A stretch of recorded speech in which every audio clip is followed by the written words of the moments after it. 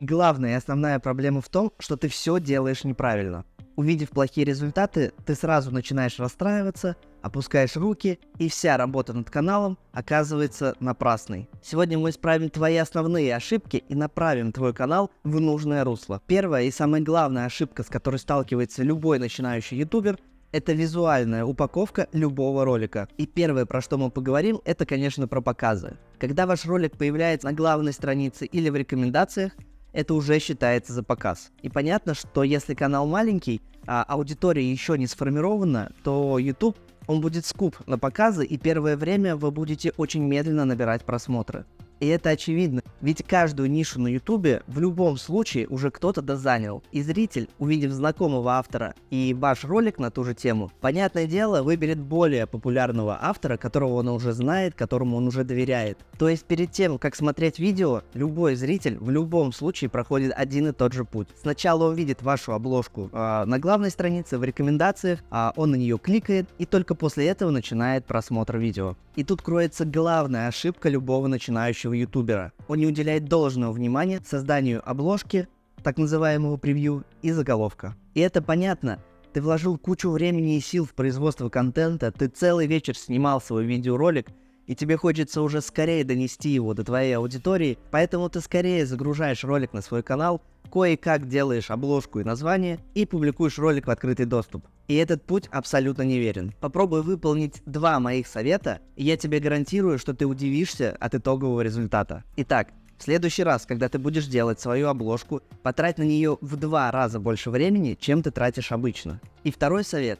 Сделай ее в 2 раза проще, чем ты делал аналогичный на своем канале. Есть еще и третья стратегия, и в принципе она является единственной и максимально правильной, но ей почему-то пользуется очень немного авторов. Она заключается в том, чтобы сначала сделать обложку и название, и только потом на эту обложку и название снимать материал. То, что зритель видит первым, вашу обложку и название, вы делаете в последнюю очередь и совсем не уделяя этому внимания. Это же совсем нелогично. Давайте проведем быстрый тест. Сейчас я вам покажу 2 обложки, и ваша задача выбрать, на какую обложку вы бы кликнули. Итак, на счет 3. 1, 2, 3. Уверен, что я уже знаю результат. Исследования показывают, что зритель в среднем тратит менее 1,5 секунд на анализ обложки, то есть проходит менее 1,5 секунд между тем, как зритель увидел вашу обложку, и его решением кликнуть на него или нет. Соответственно, чем сложнее ваша обложка, чем больше она перегружена различными элементами, чем большую смысловую нагрузку она несет, тем дольше зрителю придется анализировать эту обложку. И, соответственно, в дальнейшем он выберет более простую и более интересную. Когда вы сами себе сможете объяснить, почему вы кликнули на эту обложку, а не на эту, вы сразу же поймете, как строится процесс производства обложек, и ваши дела пойдут в гору. А теперь давайте перейдем к заголовкам. Следующее, куда падает взгляд зрителя после обложки, это, конечно, название. И самый лучший заголовок, он всегда дополняет вашу обложку. Он ни в коем случае не дублирует, а наоборот дополняет смысл, заложенный вами в упаковку вашего ролика. Давайте посмотрим на конкретном примере. Возьмем, например, вот эту обложку, которая интригует зрителя, не раскрывая полного смысла. То есть в дальнейшем у зрителя и у человека возникает логичный вопрос. К чему это? Что дальше? И далее ваш заголовок должен приоткрыть завесу этой тайны, полностью не раскрывая смысла вашего ролика.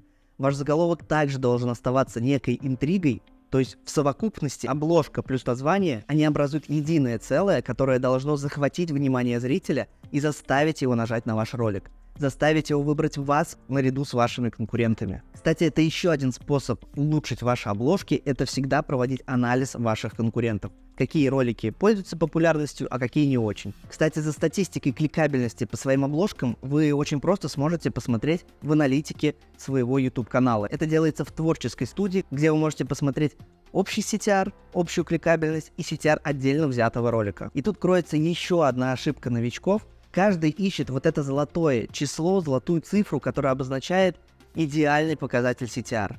Но это не так. Идеального показателя CTR не бывает. Что такое показатель CTR? CTR — это отношение количества людей, которые кликнули на ваш ролик, к количеству людей, которым ваш ролик был показан на главной, в рекомендациях и так далее. Соответственно, чем обширнее аудитория будет охвачена, тем, скорее всего, меньший показатель CTR будет на вашем ролике. Нельзя говорить, что 3% плохой показатель CTR или 13% это хороший показатель CTR. Просто следите за статистикой ваших роликов, постоянно улучшайте показатели вашей кликабельности, старайтесь отслеживать те инструменты и те моменты, которые у вас уже получились, которые уже захватили зрителя, и внедряйте их уже в следующие ролики. Ну а что происходит после того, как зритель кликает на наш ролик? Правильно, он начинает его смотреть. И тут кроется еще одна ошибка всех начинающих ютуберов. Стоит помнить о том, что на старте просмотра ролика мы теряем массу зрителей. Точнее, большую ее часть. То есть, если вы посмотрите опять же в статистику и аналитику своего ролика, вы увидите, что чаще всего уже 50% зрителей выключает ролик после первых 30 секунд. И тому есть 3 основные причины. Первое — это интро. Это могут быть различные интро, различные фирменные заставки. Но давайте будем честны с собой. Как часто вы пересматриваете эти заставки, когда смотрите уже знакомые видео своего автора? Я уверен, что, скорее всего, вы их просто перематываете. Не стоит нагружать свой ролик и внимание зрителя вот этими ненужными и лишними секундами. Просто удалите эту заставку из своего ролика, если она уже там есть. Вторая ошибка — это представление автора. Чаще всего после нашей фирменной заставки мы любим представиться, рассказать немного о себе, о своих заслугах, почему нас стоит смотреть и так далее. Не нужно этого делать.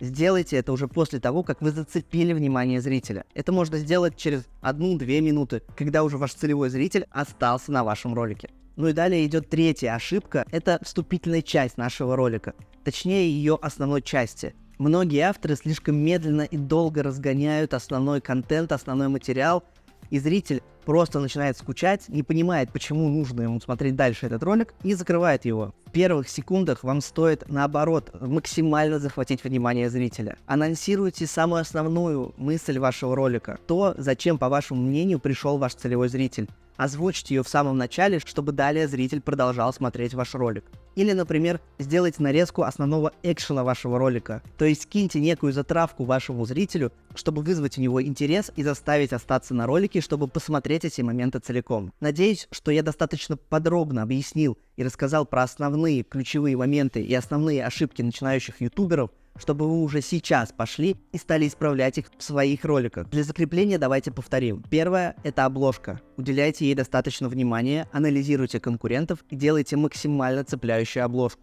но в то же время максимально простую. Второе — это заголовок. Заголовок — это дополнение вашей обложки, которое раскрывает и приоткрывает занавес вашей основной темы. Однако здесь стоит напомнить, что злоупотреблять обложками и недостоверной информацией на них не стоит. Это так называемый кликбейт, когда мы заведомо вводим зрителя в заблуждение. Да, он зайдет, он кликнет на ваш ролик, но он его смотреть не будет. Он его закроет через 2 секунды. Это убьет ваше удержание и в последующем сократит количество показов, которые YouTube дает вашему ролику. Ну и третий момент — это вступление ролика. Делайте его максимально информативным, максимально интересным. Уберите оттуда все то, что нагружает ваш ролик в самом начале. Интро, заставки, ваше представление — это все можно сделать потом, когда уже зритель остался на нашем ролике. Ну а если вдруг у вас не набирают просмотры не только ваши классические горизонтальные ролики, но и ролики шортс вертикальные, советую посмотреть мое предыдущее видео, которое максимально подробно закроет все вопросы, касающиеся коротких вертикальных роликов шортс. А на этом все. Меня зовут Влад, всем пока и удачи. Да и все, наверное.